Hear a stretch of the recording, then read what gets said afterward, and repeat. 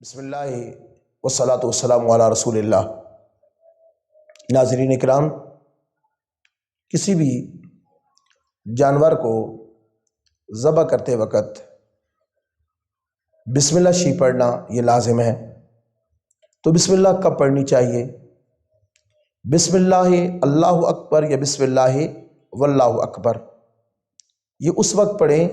جب آپ جانور پر چھری چلانے لگیں۔ اگر بسم اللہ پہلے پڑھ لی، درمیان میں باتیں کرتے رہے اور پھر ویسے چھری چلا دی تو یہ بسم اللہ شریف گویا آپ نے نہیں پڑھی، اس بات کا خیال رکھا جائے۔ اور بعض دفعہ چھری چلاتے وقت دو تین آدمی شریک ہو جاتے ہیں، ایک چھری رکھتا ہے، دوسرا کہتا ہے تو چھوڑ دے میں آتا ہوں، تیسرا کہتا ہے چھوڑ میں آتا ہوں۔ تو یہ بات ذہن میں رہے، جتنے بندے بدل رہے ہیں ہر بندہ بسم اللہ واللہ اکبر یا بسم اللہ اللہ اکبر پڑھے گا، اس لیے کہ بوقت ذبح بسم اللہ شریف پڑھنا یہ لازم ہے۔ تو لہٰذا اگر ایک بندے نے بسم اللہ شریف پڑھی اور اس جانور کا گلا ابھی کٹا نہیں تھا اور دوسرے نے بغیر بسم اللہ شریف کے اس کو ذبح کر دیا تو وہ ذبیحہ حلال نہیں ہوگا۔ اس لیے کوشش یہ کیا کریں، جتنے بھی احباب جانور کے پاس بوقت ذبح کھڑے ہوتے ہیں وہ اپنی زبان سے بسم اللہ واللہ اکبر پڑھیں، تاکہ جو ذابح ہے، ذبح کرنے والا ہے، اس کے اوپر اگر کوئی ایسی حالت کیفیت آ گئی ہے تو اس کی زبان پر بھی اللہ کا نام جاری ہو جائے۔ بعض دفعہ اجتماعی قربانی کے مواقع پر 3 4 5 جانور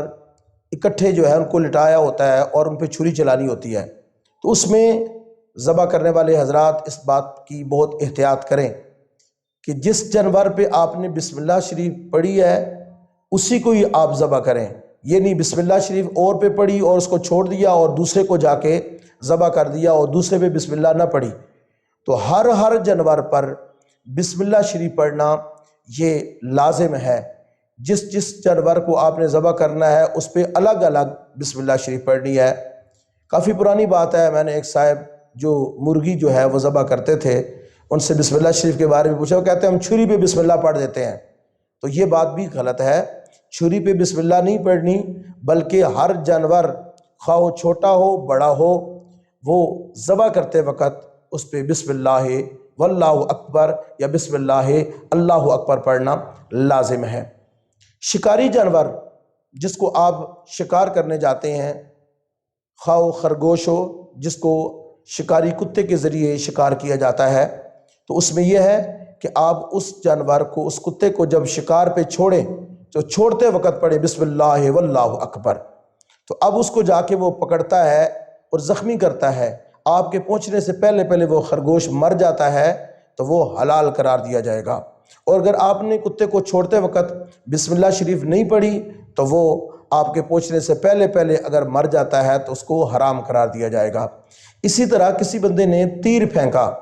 اور تیر پھینکتے وقت بسم اللہ شریف پڑھ لی، بسم اللہ اللہ اکبر، تو وہ تیر جس شکار کو لگا وہ شکار حلال قرار دیا جائے گا۔ اور اگر بسم اللہ شریف نہیں پڑھی اور وہ کسی جانور کو لگا اور وہ مر گیا تو اس کو حرام قرار دیا جائے گا۔ اس میں ایک اور بڑی اہم بات ہے کہ آپ نے بسم اللہ اللہ اکبر پڑھ کے ایک شکار کے اوپر تیر پھینکا اور وہ کسی اور کو جا کے لگ گیا تو اب اس میں کوئی حرج والی بات نہیں ہے، وہ جس شکار کو بھی جا کے لگے گا اس کو حلال قرار دیا جائے گا، چونکہ آپ نے بسم اللہ اللہ اکبر پڑھ دی ہے اس آلہ پر، اور وہ آلہ جس چیز کو بھی جا کے لگے گا اس کو وہ حلال کر دے گا، وہ حلال قرار دیا جائے گا۔ تو چھری چلاتے وقت چھری پہ بسم اللہ پڑھنا لازم ہے، اور باقی شکار کے اندر جس وقت آپ اس چیز کو شکار کی طرف پھینکیں گے یا بھیجیں گے اس وقت بسم اللہ شریف پڑھنا اس پہ لازم ہے۔ البتہ یہاں ایک اور بھی چیز سمجھاتا چلوں کہ اگر دو کتوں نے مل کے کسی خرگوش کو، کسی جانور کو، حلال جانور کو شکار کیا تو اس وقت ایک پہ بسم اللہ پڑھی گئی اور دوسرے پہ نہیں پڑھی گئی، تو اگر وہ ساتھ شریک ہو گیا دوسرا جس پہ بسم اللہ نہیں پڑھی گئی تو وہ جانور اگر آپ کے پہنچنے سے پہلے مر گیا تو اس کو حرام قرار دیا جائے گا، چونکہ اس کے ساتھ وہ دوسرا جو شریک ہوا ہے اس پہ بسم اللہ نہیں پڑھی گئی۔ ہو سکتا ہے کہ اس پہ اس کے زخم سے وہ مرا ہو، اور اس میں احتیاط کا تقاضا یہ کیا ہے کہ اس جانور کو حرام قرار دیا جائے، اور اگر دونوں پہ بسم اللہ اللہ اکبر پڑھی گئی ہے، اب وہ جانور اگر زخمی ہو کے مر جاتا ہے تو اس کو حلال قرار دیا جائے گا۔ اللہ تعالی ہمیں دینی احکام کو سمجھنے کی توفیق عطا فرمائے، وما توفیقی الا باللہ۔